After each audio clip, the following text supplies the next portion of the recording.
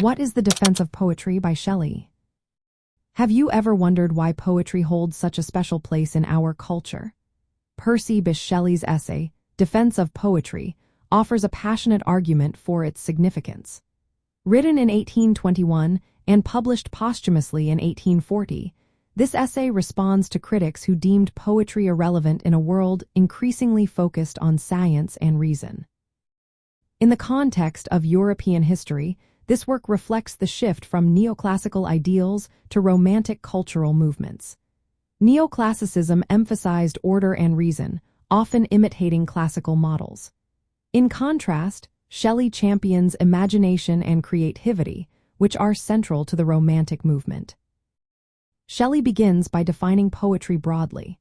He sees it as a creative force that reflects and interprets the world around us. He distinguishes between two types of mental action: reason and imagination. Reason analyzes and breaks down information, while imagination synthesizes and brings together ideas in new ways. For Shelley, poetry arises from the imagination, which he considers the higher faculty. The essay is structured into three main parts.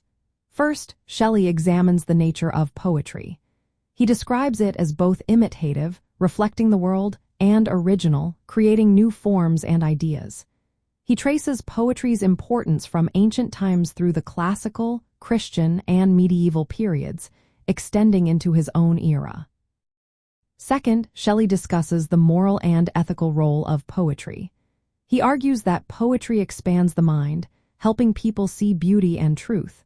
It fosters empathy and understanding, making poetry a force for moral good and social progress. This means poetry is not merely entertainment, it serves a higher purpose in society. Third, Shelley defends poetry against its critics, particularly Thomas Love Peacock, who claimed poetry was useless in a rational age. Shelley counters this by stating that poets shape society's values and vision.